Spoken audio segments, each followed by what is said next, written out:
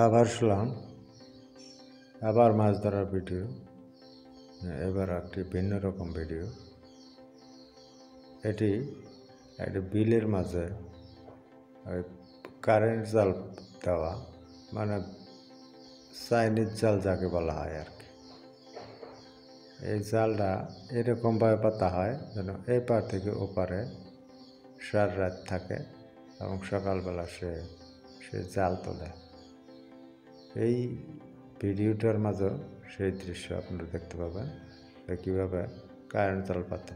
যদিও এটা আমাদের দেশে নিষিদ্ধ, তারপরেও এটা নানান প্রক্রিয়া নানানভাবে এটা ব্যবহার করে অনেকে যারা মাছ ধরে। এই যে এখানে ওই জাল থেকে যে মাছগুলি পেল, সেগুলি অনেকগুলি কাঁকড়া এবং ছোটো বড়ো মাছ মিলে অনেকগুলি মাছ পেল। সে ওই জাল থেকে এখন একটু একটু করে সারা রাত্রিতে ছিল,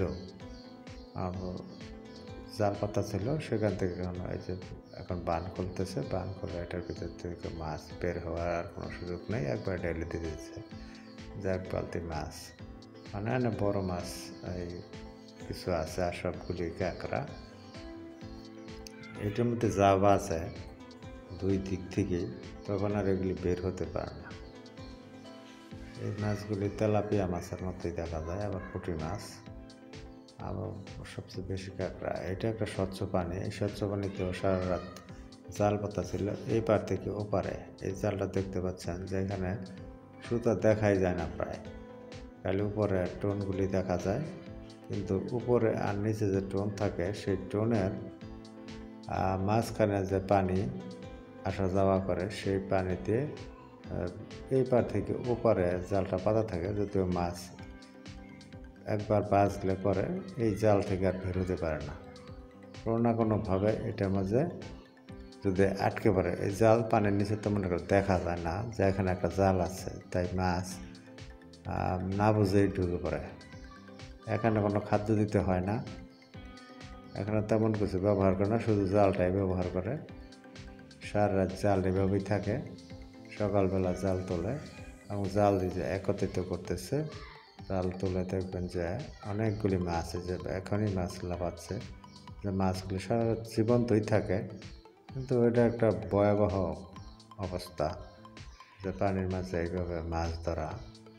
আর কোনো মাছ, ছোটো মাছ হোক বড়ো মাছ হোক, কোনো মাছই এখান থেকে রক্ষা পায় না।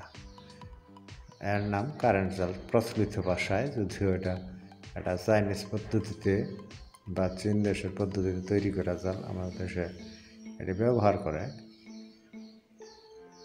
এবং এই যে একটা লোক যে জাল পেতেছিল, সে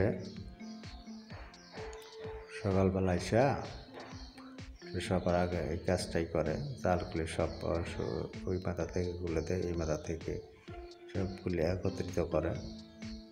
একত্রিত করার পরে মাছগুলি পরে একটা একটা করে ছুটায়। এরকমভাবেই মাছগুলি, এখানে অনেক বড় বড় মাছ আছে।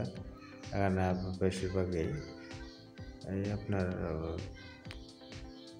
বিলের মাঝে যে রকম মাছ থাকে, শিং, টাকি বা এই যে